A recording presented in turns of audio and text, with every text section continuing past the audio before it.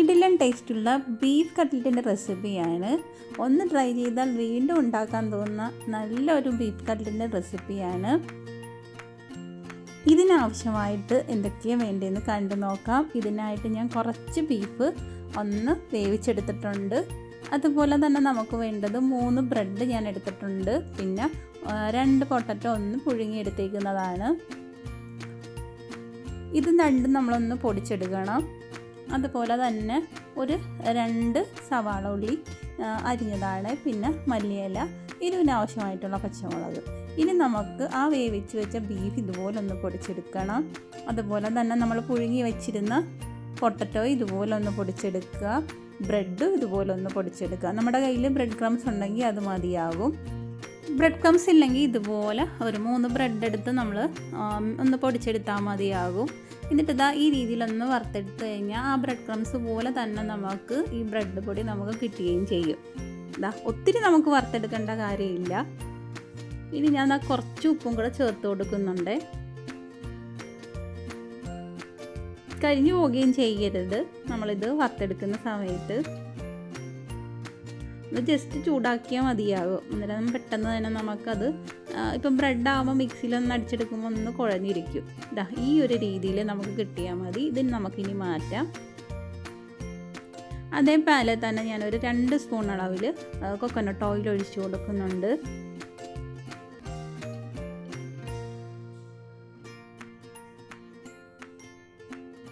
എന്നിട്ട് നമുക്ക് പൊടിച്ചു വെച്ചിരുന്ന ബീഫ് നമുക്ക് ചേർത്ത് കൊടുക്കാം.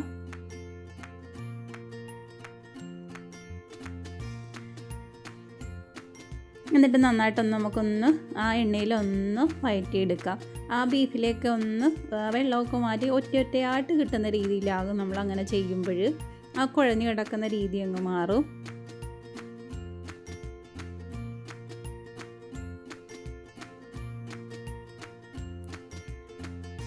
നല്ല രീതിയിൽ അങ്ങനെ ആയിട്ടുണ്ട്. ഇനി ഇതിലേക്ക് നമ്മൾ അരിഞ്ഞു വെച്ച സവാള ചേർത്ത് കൊടുക്കാം.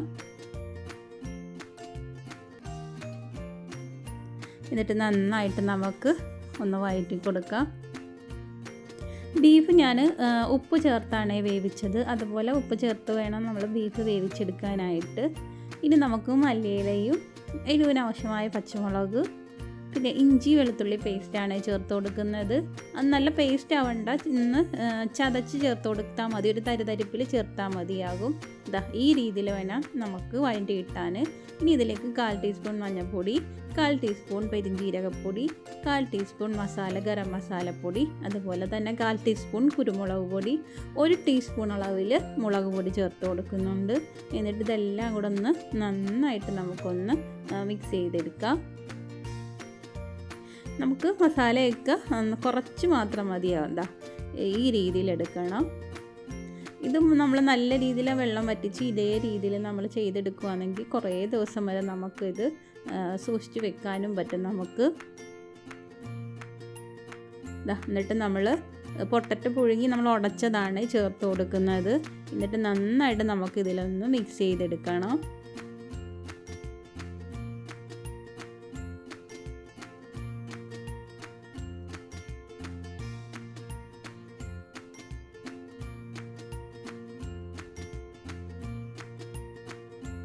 ഈ സമയത്ത് നമുക്ക് ആവശ്യത്തിനുള്ള ഉപ്പും ചേർത്ത് കൊടുക്കേണ്ടതാണ്.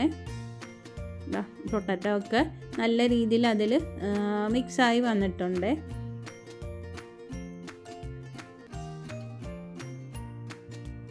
ഈ രീതിയിൽ വേണം നമുക്ക് ചെയ്തെടുക്കാനായിട്ട്. നമ്മളൊന്ന് കട്ട്ലറ്റ് ഷേപ്പ് എടുക്കുമ്പോൾ ഇങ്ങനെ രീതിയിലിരിക്കണം.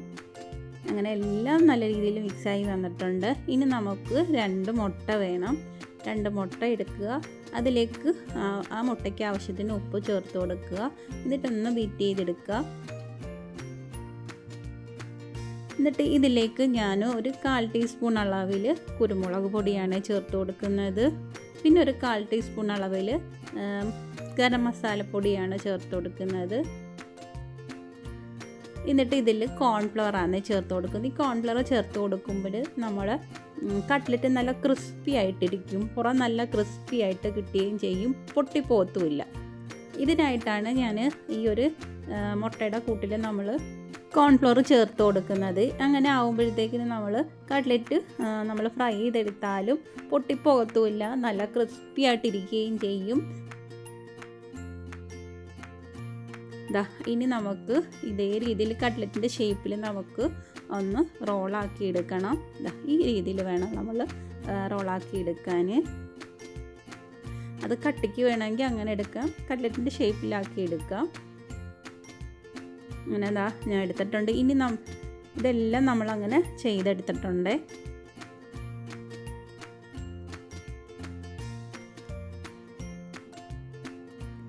ഇനി നമുക്കിത് നമ്മുടെ മുട്ടയിലൊന്ന് ഡിപ്പ് ചെയ്യണം. എന്നിട്ട് നമുക്ക് നമ്മുടെ ബ്രെഡ് ക്രംസിലൊന്ന് ഡിപ്പ് ചെയ്യുക. ഇതേ രീതിയിൽ നമുക്കിതെല്ലാം ചെയ്തെടുക്കണം.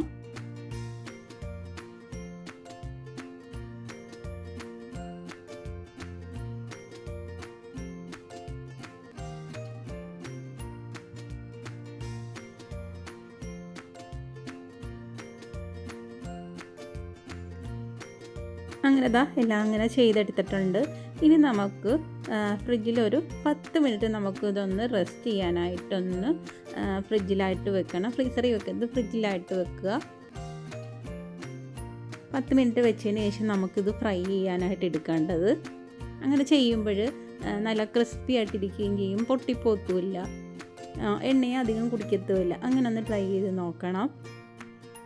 10 മിനിറ്റ് കഴിഞ്ഞിട്ട് ഞാനെടുത്ത് ഫ്രൈ ചെയ്യുവാണേ.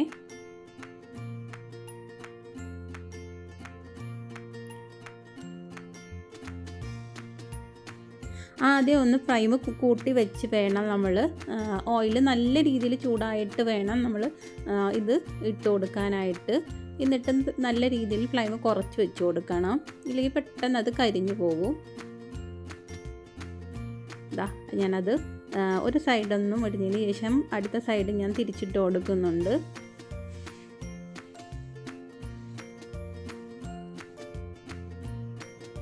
എല്ലാവർക്കും ഇഷ്ടപ്പെടും. അത് നമുക്ക് പെട്ടെന്ന് തന്നെ നമുക്ക് ചെയ്തെടുക്കാൻ പറ്റുന്ന നല്ലൊരു ബീഫ് കട്ട്ലറ്റാണ്. അത് നല്ല ടേസ്റ്റിയാണ്. എല്ലാവരും ഒന്ന് ട്രൈ ചെയ്ത് നോക്കുക.